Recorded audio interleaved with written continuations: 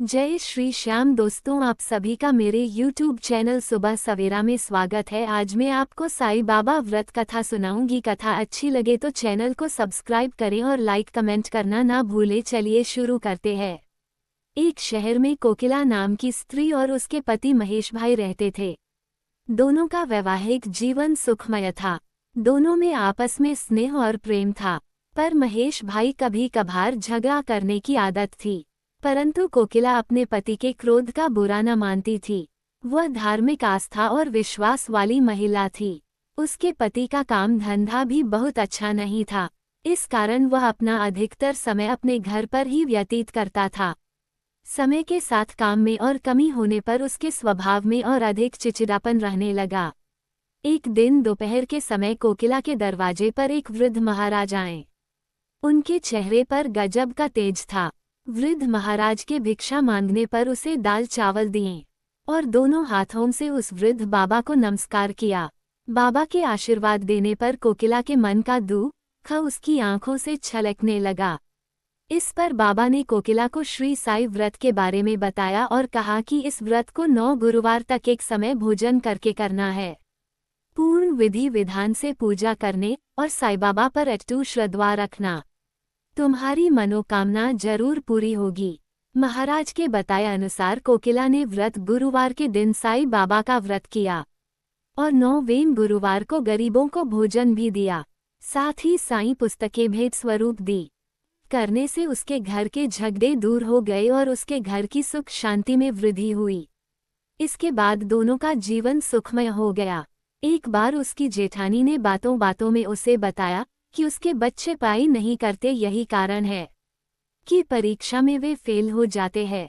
कोकिला बहन ने अपनी जेठानी को श्री साईं बाबा के 9 व्रत का महत्व बताया।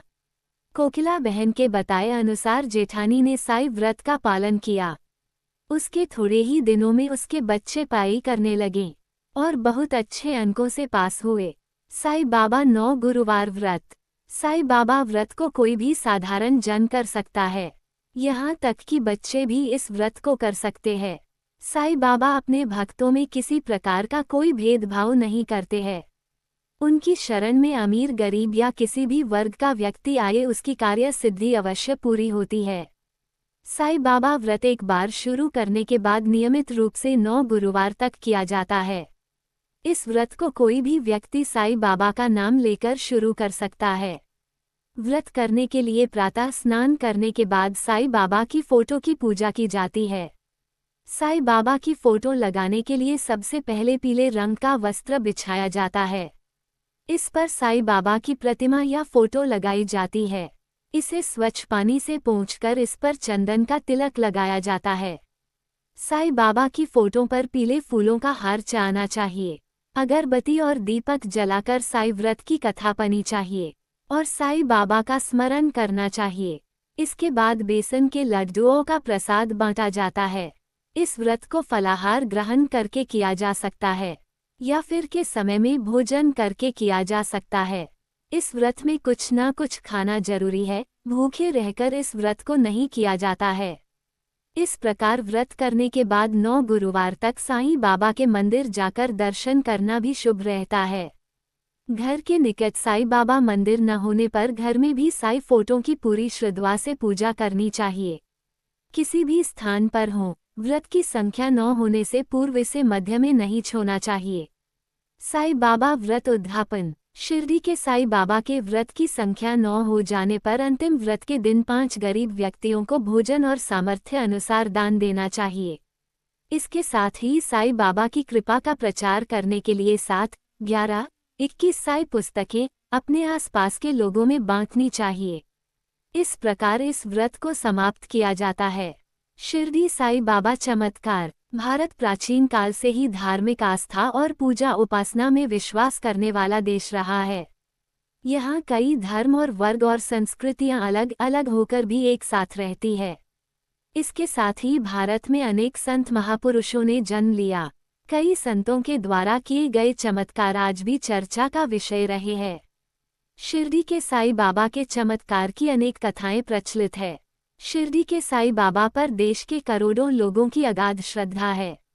सभी धर्मों के लोग यहाँ साईं बाबा दर्शन के लिए आते हैं। यही कारण है कि साईं बाबा संस्थान की प्रसिद्धि भी इसके साथ ही बढ़ती जा रही है। ये साईं बाबा का चमत्कार नहीं तो और क्या है कि आज भी देश भर में बाबा के नाम पर छोटे बड़े 80,000 से अधिक मंदिर हो गए हैं।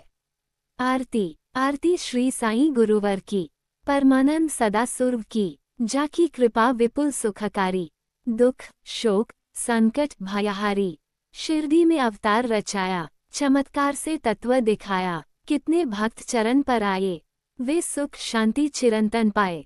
भाव धरे जो मन में जैसा, पावत अनुभव वो ही वैसा, गुरु की उदी लगावे तन को, समाधान लाभत उस मन को, साईं नाम सदा जो गावे, सो फल जग में शाश्वत पावे। गुरुवासर करी पूजा सेवा, उस पर कृपा करत गुरुदेवा, राम कृष्ण हनुमान रूप में, दे दर्शन जानत जो मन में, विविध धर्म के सेवक आते, दर्शन कर इच्छित फल पाते। जय बोलो साईं बाबा की, जो बोलो अवधूत गुरु की, साईं दास आरती को गावे, घर में बसी सुख मंगल पावे।